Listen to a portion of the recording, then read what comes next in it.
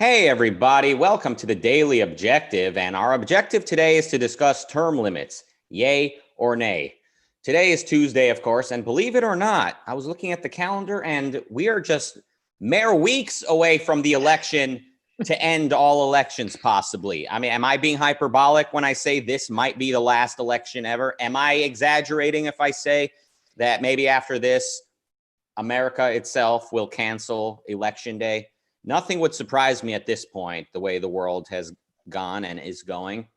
But we're here to discuss term limits today, which, if they do cancel democracy itself, there's a chance that term limits will sort of be grandfathered in, or should I say term limits will no longer exist. But I'll try to stop with these little tangents of mine and bring on a guy who, let's just say I couldn't do this without him today, because unlike me, he's been on television. They don't let just anyone on Fox Business. They don't let just anyone on Fox News on Saturday mornings with 7 other pundits to shout over each other. It takes a certain level of skill. And if we've learned one thing, it's that skill is hard to come by the longer we wait. Please welcome Jonathan Honig. Thank you. Thank you, Rucka. It's great to be with you. And of all the little boxes I've appeared in my career, this one, the Ayn Rand Center UK's little box, is the most important to me, one of the most important. And it's not just because I'm the biggest in this particular box, but because we're here to focus on ideas. And, you know, so much of our audience is located in the UK, but it's truly all around the world. We have some tweeters who I know are following the show from Australia. They get up at 4, this young lady gets up at 4 a.m. to watch our program. So thanks for making it part of your day, because as you said, I think we have it's a hot topic today, and it's about this election, but it's also about what comes after the election, because on both sides of the aisle here in the States, and even around the world, one thing that everyone seems to agree with is that they want term limits. There was a recent survey, and about 82% of Americans support term limits, congressional term limits. And even some of the so-called kind of conservative, we don't use a lot of those terms around here, left and right, but so-called conservatives like Heritage, they've endorsed term limits, not just on Congress, but now there's a movement even to have the Supreme Court, which those appointees are usually, lifetime appointment, to have term limits to the Supreme Court. So this has a lot of impact for politics here at home, but politics around the world. And it's a hot topic, no matter what side of the aisle you're on. Where do you stand? Well, the obvious thing that strikes me, and this is a good exercise for me, I think, in various areas of philosophy, I've heard it said, like kind of something along the lines of like go for what jumps out at you first. Maybe I shouldn't say various areas of philosophy, but I've seen this, like in art. Okay, like what's the first thing that strikes you about this painting, for instance? See what I'm saying?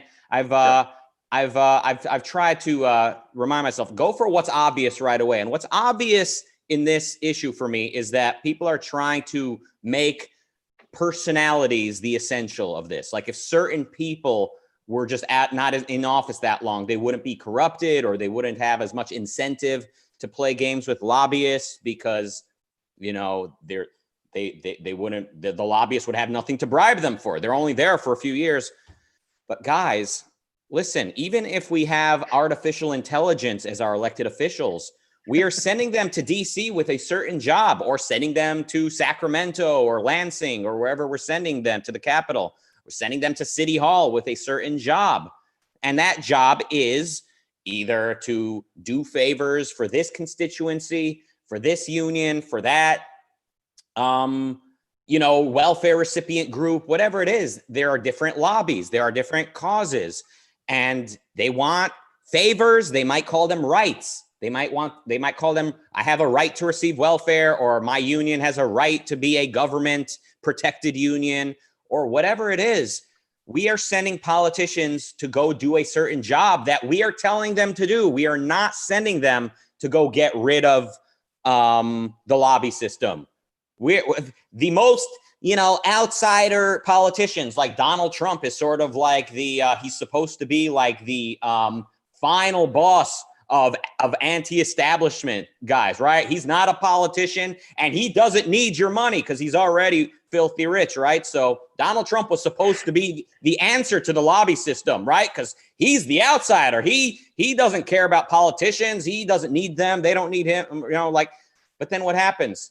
He's promising things to the American worker. He's promising things to the people who want jobs in America. He's promising things to, I don't know, the nativist faction, maybe people that feel that immigration is antithetic to their values in one way or another. Maybe some of those reasons to be anti-immigration are more valid than others. I'm not taking a firm stance on immigration at the moment, but my point is Trump ends up representing the interests of certain factions, certain constituencies, certain elements of the culture. So unless the stated purpose of government is to protect the rights of the individual, then politicians are only going to reflect the lobby system. They're only going to reflect a type of government where some groups are given a voice over others. So whenever I hear a politician saying, "Oh, I'm enough with these big fat cats, I'm going to speak for you." Okay, I know he's not going to speak for me.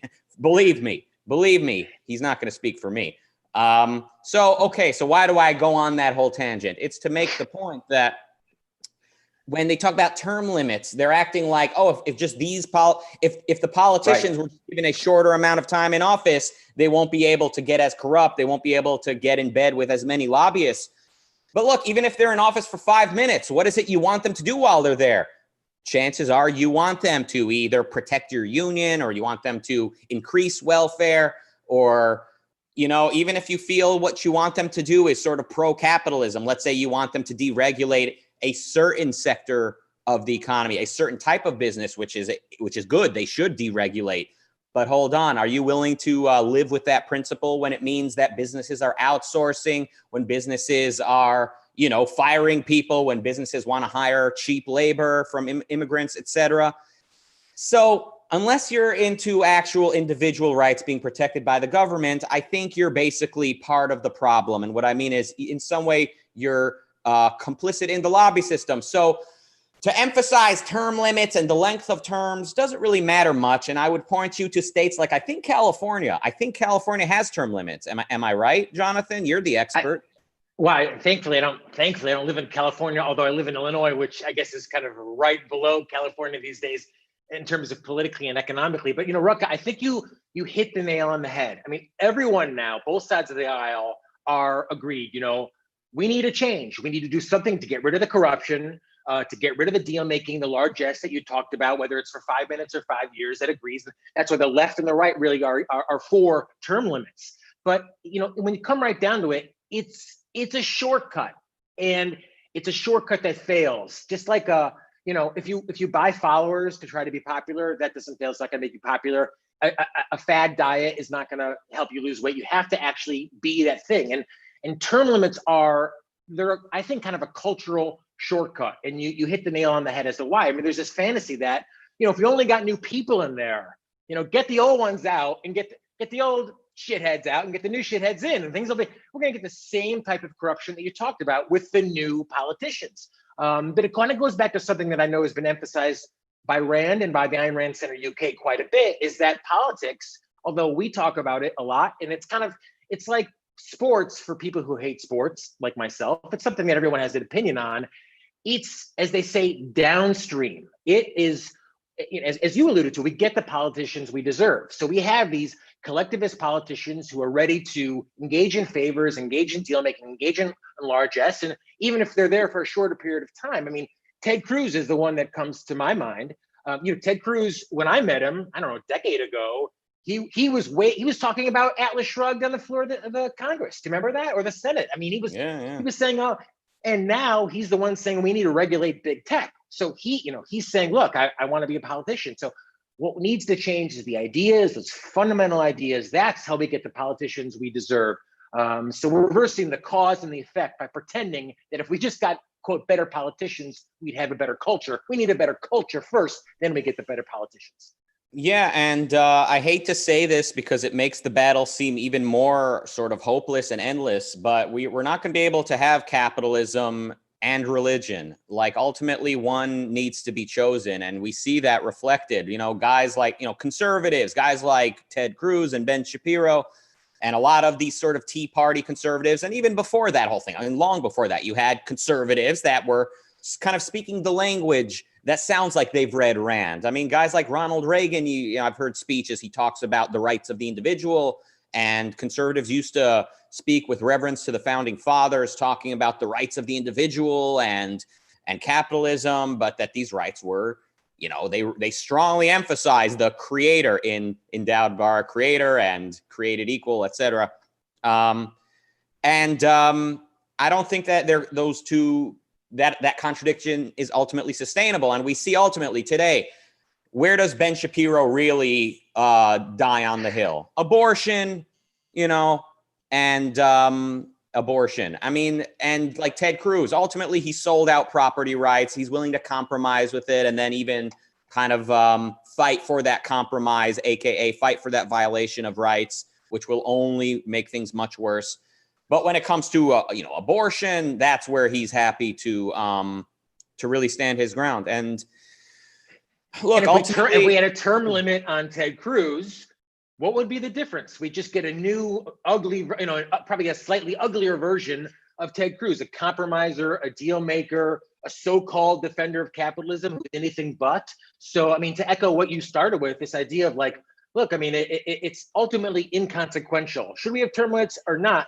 Unless we can change the ideas, that's where the culture has changed, not by changing the politicians. It's not going to make a lick of difference. Yeah, and given how quickly the culture changes for the worst, do we really want to keep throwing the dinosaurs out? Maybe some dinosaurs are good in there. Like, okay, Joe Biden, obviously he's no favorite of mine, but what if he had a term limit that ended in 1986? Like, who would we have in his place now? More AOCs, more Elon Omars, right? It wouldn't be getting better over time. And same with the Republicans. If let's say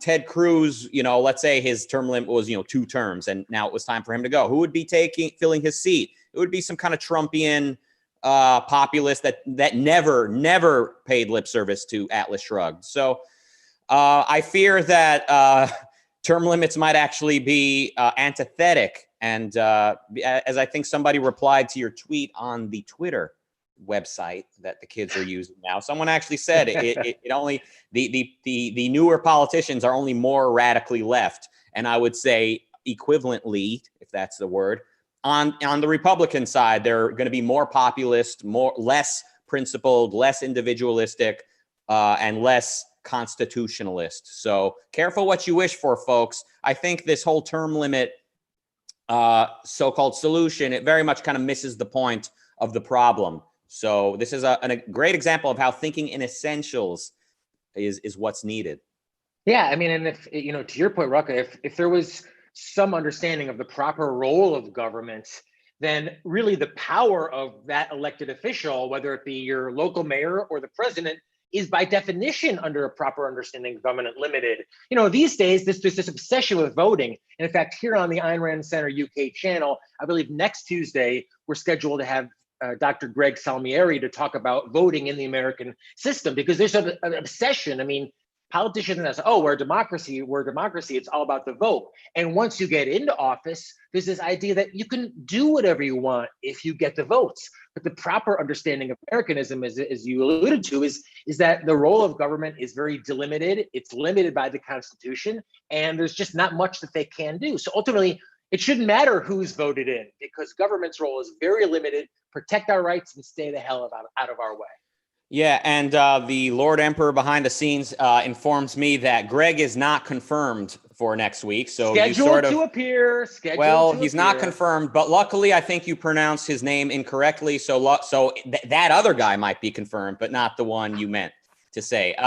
Now, and the thing is, I think here's the problem. Here's what makes things so frustrating. It's that I think a lot of people, they would hear everything we've said today and say, yeah, I agree. I agree with what you're saying. But principles are not written in stone. They're not like, we don't dogmatically just follow these principles. They would say, guys like Ted Cruz might answer and say, look, I agree. I'm a capitalist. I have fought for free market solutions to problems. I am blah, blah, blah, blah, blah. But, when the biggest business in the country, like Google, is, censoring, quote unquote, conservatives, and it's going to mean that Democrats win every election, we need to ask, is capitalism, does it need to be perfectly pure, or is there some merit to the antitrust policy. So I think most people, they would say the mixed economy is the correct answer. So it was never communism. It was never laissez-faire child labor capitalism. It's the mixed economy. And that's unfortunately kind of, it's not just that we need to fight for certain principles. We need to get people on board with principles themselves, with the idea of principles, which is a very difficult battle, because that is not the way we've been educated in this country. Rand has told the story, and Dr. Peikoff as well, and I'm going to bludgeon it now, but in effect, a businessman talked to Rand about, I think it was antitrust in the steel industry. And he said, like, oh, I totally agree with you about antitrust. It's terrible in the steel industry. But, plastics, that's a totally different thing. Exactly as you said, and there's this inability among most people to think in principle, to understand principle, and to why that ultimately matters much more than necessarily who is in office. And someone like Ted Cruz or Lindsey Graham is a great example. Most of the politicians, they're weather vanes. They're just going to go which way the wind blows. Our job is to influence our viewers to be that wind, to blow them in the right direction, and to start with the idea of the proper role of government. It's hard. So anyway, I think that's about all the time we have today. I know we started a couple minutes late, but how's politics going in Chicago? I guess we can have some small talk since we got a couple minutes left. No, well, the resource I would direct people to is, Rand's Rights of Man and the Nature of Government. These are people who say, oh, I can't read in the Ayn Rand, can't get through Atlas Shrugged. This is like 1,500 words, meticulously chosen and elegantly presented about, she said, the nature of government, what a proper government looks like. She spells it all out. And, Ruck is someone who, edited Rand's, I believe, perspective on Americanism. That essay, The Nature of Government, is where people should start in terms of learning about what a proper role of government it is. Don't think in that tribal sense of, well, we need to get the Republicans in because the Democrats are collectivists, Republicans. As you said, there's no advocates for free market individualism anywhere in politics now. We need to create them by influencing with the right principles. To start with Rand's The Nature of Government, and of course the Ayn Rand Center UK page. Yeah, and we need to get people on board with the idea that principles are they're there for when it's inconvenient. Principles are not to be broken, or else all bets are off. And unfortunately, we've got a lot of people, like I said, who they would say they basically agree with what we've said here today, but in reality, we need to have a little bit of compromise with the devil, because pure capitalism is just not realistic, and it's not pragmatic. So principles. Why would you want a little bit of poison? Why would you want poison? And if you had an antidote or poison, they say, I just want a little bit of poison. Why have any poison? You've heard the arguments. They would say beer is technically a type of poison. So they would say, yeah, a little bit of poison is nice on a Friday night, right? Maybe Miller High Life, but not the beers I drink. See, even you're on board with poison. Not me, though. I don't drink alcohol and I don't do drugs. What I do get high on is philosophy. And that brings us to our final closing announcement, is that as soon as we're done here, in a couple minutes at hour, there's a new video premiering on the Ayn Rand Center UK YouTube channel. That's right. Their own YouTube channel right here. What is egoism? And the speaker is Andrew Bernstein. Listen, if you think me and Jonathan are high energy, you got to hear Dr. Bernstein give his opinion. And what do you call him? Andy Dice Bernstein? Andrew Dice Bernstein, I used to call him. But there's a story behind that. But he's going to be talking about what is egoism with an animation. Pixar wishes they could bring you this type of content. Disney wishes they were on our level. Anyway, you got a couple minutes, guys. Run, grab a refreshment, and get busy watching. Make sure you are watching what's about to premiere. And thank you, Jonathan. Thank you to myself, and thank all of you for watching. Thank you for waking up at 4 a.m. from Australia, was it, to watch? And just so you know, you can watch these videos on demand later. But hey, we can use the live viewer. So if you want to set your alarm to 4 a.m., you have our